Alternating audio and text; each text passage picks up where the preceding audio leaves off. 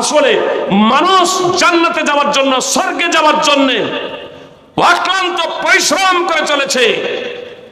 এজন্য সাহাবায়ে কেরাম বললেন, কেউ অস্বীকার করবে? তো মুহাম্মদ সাল্লাল্লাহু আলাইহি সাল্লাম বলে দিলেন, মান আতানি দাখালাল জান্নাহ ওয়া মান আসানি ফাকাদ আবা। সহিহ বুখারী হাদিস নম্বর 7280। নবী সাল্লাল্লাহু আলাইহি সাল্লাম স্পষ্ট করে দিলেন, যে আমার আনুগত্য করবে, যে আমার অনুসরণ করবে, সে জান্নাতে যাবে।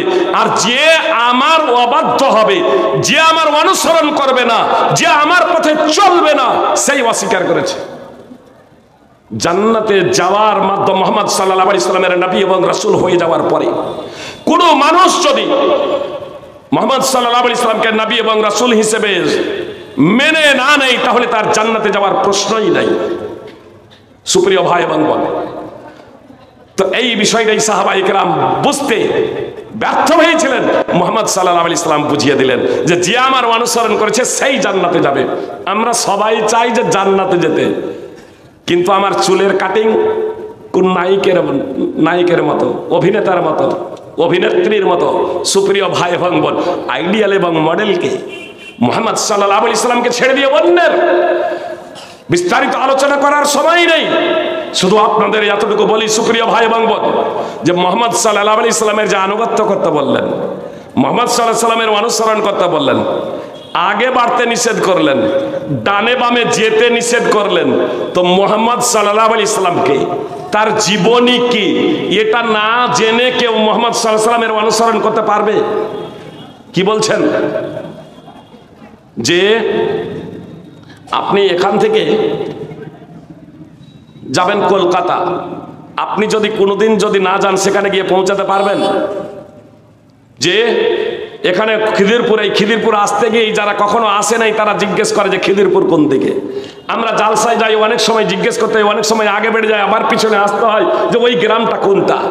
সুপ্রিয় ভাই এবং বোন, তো মুহাম্মদ সাল্লাল্লাহু আলাইহি সাল্লামের পিছনে চলতে হবে, আগে বেড়ে যাওয়া যাবে না, ডানে বামে যাওয়া যাবে না। তো সেই মুহাম্মদ সাল্লাল্লাহু আলাইহি সাল্লামকে, কথা মনোযোগ দিয়ে শুনুন, আমরা জন্মগত কারণে, সৃষ্টিগত কারণে আমরা সবাই সমান। রূপ লাবণ্য সৌন্দর্যের মাধ্যমে আমরা সবাই সমান। আমাদের জন্ম প্রক্রিয়া, জন্ম পদ্ধতি এক। যেদিন আমরা সাবালক সাবালিকা হয়ে যাব, বালেগ এবং বালেগা হয়ে যাব, সুপ্রিয় ভাই এবং বোন, আমরা যদি জ্ঞানার্জন না করি, তাহলে অমুসলমান হয়ে যাওয়ার জন্য, অমুসলমান হওয়ার জন্য জ্ঞানার্জন না করাটাই যথেষ্ট। আল্লাহর পরিচিতি সম্পর্কে অবগত না হওয়া, দ্বীনে ইসলাম সম্পর্কে, দ্বীনে ইসলাম কি সে সম্পর্কে জ্ঞানার্জন না করা, এবং মুহাম্মদ সাল্লাল্লাহু আলাইহি সাল্লামকে না জানা, আল্লাহর পরিচিতি সম্পর্কে অবগত হয়ে স্বীকৃতি প্রদান না করা, মুহাম্মদ সাল্লাল্লাহু আলাইহি সাল্লাম সম্পর্কে জেনে স্বীকৃতি প্রদান না করা, তা ঈমান বিনষ্ট হয়ে যাওয়ার জন্য কারণ।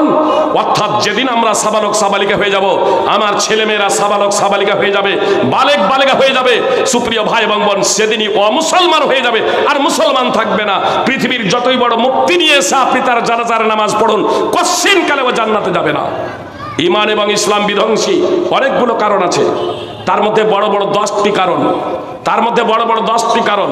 10ম নম্বর কারণ হলো আল ইরাদ আন দীনিল্লাহ ওয়া হুয়া লা ইয়াতাআল্লামুহু ওয়া লা ইয়ামালু বিহি। আল ইরাদ আন দীনিল্লাহ ওয়া হুয়া লা ইয়াতাআল্লামুহু ওয়া লা ইয়ামালু বিহি। 10ম নম্বর কারণ ঈমান এবং ইসলাম বিনষ্টকারী, আল্লাহর দ্বীন থেকে বিমুখ হওয়া, আল্লাহর দ্বীন থেকে মুখ ফিরিয়ে নেওয়া, অর্থাৎ আল্লাহর দ্বীন সম্পর্কে জ্ঞানার্জন করে না, আল্লাহর দ্বীনকে জেনে সেই অনুযায়ী চলে না। এটা হলো ঈমান এবং ইসলাম বিধ্বংসী বিষয়। কথা মনোযোগ দিয়ে শুনুন, আমি আমার আপনার ছেলে মেয়েকে ইংলিশ মিডিয়ামে ভর্তি করেছি, আমার আপনার ছেলে মেয়েকে স্কুল কলেজ ইউনিভার্সিটিতে ভর্তি করেছি। আমি নিজেই ঈমান কি সেরকম বুঝি না, ইসলাম কি জানি না, আল্লাহর পরিচয় সম্পর্কে অবগত নয়, মুহাম্মদ সাল্লাল্লাহু আলাইহি সাল্লাম সম্পর্কে অবগত নয়। সেই ছেলে মেয়েকে শিক্ষা দিলাম না, মসজিদ মাদ্রাসায় পাঠালাম না। সুপ্রিয় ভাই এবং বোন, আপনার যেদিন সাবালক সাবালিকা হয়ে গেছে, বালেগ বালেগা হয়ে গেছে, তারপরে যদি মৃত্যুবরণ করে, ওলামায়ে কেরামদের জিজ্ঞেস করবেন, সকলের ঐক্যমতেই সে যে আপনার মুরতাদ হয়ে গেছে, ধর্মচ্যুত হয়ে গেছে, আর মুসলমান নেই। সুপ্রিয় ভাই এবং বোন, আমি ইংলিশ পড়াতে নিষেধ করি না, মাতৃভাষা শিখাতে নিষেধ করি না, উচ্চ থেকে উচ্চতর ডিগ্রি অর্জন করতে নিষেধ করি না। আপনি উচ্চ থেকে উচ্চ ডিগ্রি অর্জন করুন, আপনি মঙ্গলে বাড়ি বাঁধেন বা চন্দ্রে গিয়ে বাড়ি বাঁধেন, কোনো আমার আপত্তি নেই। কিন্তু আপনি যদি আপনার ছেলে মেয়েকে ইসলামের মৌলিক শিক্ষা না দিয়েছেন, যদি আপনি বলেন যে মাদ্রাসা এ কুড়ে ঘর, তো আপনি বড় লোক শিল্পপতি, কোটি টাকা দিয়ে মাদ্রাসাটাকে বড় করে দেন না। কুড়ে ঘর আছে, বড় বানিয়ে দিন, এসি বানিয়ে দিন, নিজের ছেলে মেয়েকে পড়তে পাঠান।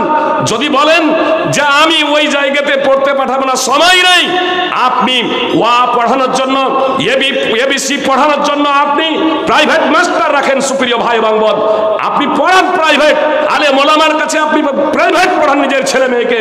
জি, 1 ঘন্টা অন্তত দিনে 1 ঘন্টা করে আপনার ছেলে মেয়েকে প্রাইভেট পড়ান। যদি আপনি মসজিদ এবং মাদ্রাসায় আপনার ছেলে মেয়েকে না পাঠান, তাহলে আপনাকে পড়াতেই হবে। সুপ্রিয় ভাই এবং বোন, অবশ্যই পড়াতে হবে। যে যাদের মধ্যে জাগরণ সৃষ্টি হয়েছে, চেতনা সৃষ্টি হয়েছে, তারা অবশ্যই অধ্যয়ন করে। অবশ্যই আমাদের মাস্টার আবু ফয়সাল সালমান প্রাইভেট মাদ্রাসার আপনাদের কারি প্রাইভেট পড়াতে যান। জি, আমার জানা মতে পশ্চিম বাংলায় হোমিওপ্যাথিতে 1 নম্বর, হোমিওপ্যাথিতে বলছি, হোমিওপ্যাথি বিশেষ করে প্যারালাইসিসের ক্ষেত্রে 1 নম্বর, হোমিওতে এমডি, প্যারালাইসিসের ক্ষেত্রে পশ্চিম বাংলায় 1 নম্বর।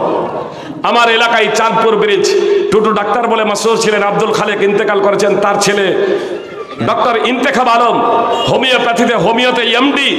সারা পশ্চিম বাংলার মধ্যে বিশেষ করে প্যারালাইসিসের ক্ষেত্রে 1 নম্বরে আমার জানার মতে।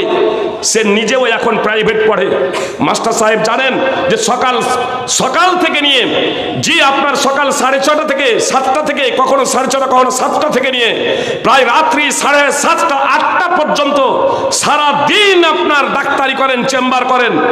যার 10টা 15টা শুধু কম্পাউন্ডার রয়েছে, আর তারপরে আপনার আলেমকে ডেকে প্রাইভেট পড়েন। এখন কোরআন অধ্যয়ন করেন, এখন কোরআন অধ্যয়ন করেন, ছেলে মেয়েকে পড়ান, নিজে কোরআন পড়েন।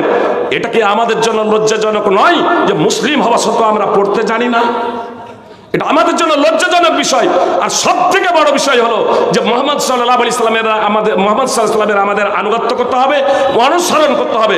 যদি আমরা জান্নাতে যেতে চাই তো অনুসরণ এইরকম হয় না, আমাদেরকে জানতে হবে। এজন্য আপনাদেরকে বলবো, মাদ্রাসা আছে আপনাদের সকলের জন্যই, মাদ্রাসা আছে সকলের জন্যই। মাদ্রাসায় দেন, মাদ্রাসায় বেশি করে দান করেন, বেশি করে অর্থ বিনিয়োগ করেন, যাতে মাদ্রাসা এসি হয়ে যায়, আমার আপনার বাড়ি থেকে ভালো হয়, যার মাধ্যমে আমার আপনার সন্তান আসবে, আপনার ভালো খাবার আসবে, ভালো খাবার দেওয়া হবে, যখন আপনারা বেশি করে টাকা এখানে বিনিয়োগ করবেন। সুপ্রিয় ভাই এবং বোন, আর সর্বোপরি আপনাদের বলতে চাই, প্রয়োজনে আপনি আলেম ওলামার কাছে টিউশন পড়ান, কিন্তু আপনার ছেলে মেয়ে যাতে আপনার কোরআন এবং সুন্নাহ সম্পর্কে অজ্ঞ না হয়, বিশেষ করে ইসলামের মৌলিক সম্পর্কে যাতে জানে, আল্লাহর পরিচিতি সম্পর্কে যাতে অবগত হয়, দ্বীনে ইসলাম কি সেটা যাতে জানে, এবং মুহাম্মদ সাল্লাল্লাহু আলাইহি সাল্লামকে জেনে যাতে আদর্শবান একজন দেশপ্রেমিক, আল্লাহর প্রকৃত প্রেমিক হতে পারে, মুহাম্মদ সাল্লাল্লাহু আলাইহি সাল্লামের প্রকৃত অর্থেই অনুসারী হতে পারে। তার জন্য আল্লাহ তাআলার কাছে প্রার্থনা করি সবাই একবার, যে হে আল্লাহ, তুমি নিজ রহমতে আমাদের ভুল ত্রুটিকে ক্ষমা করে দিয়ে আমাদেরকে তোমার রহমতের ছায়াতে ঢেকে নিয়ে তোমার নবীর পথে চলার তৌফিক দান করো। আমিন। আসসালামু আলাইকুম ওয়া রাহমাতুল্লাহি ওয়া বারাকাতুহু।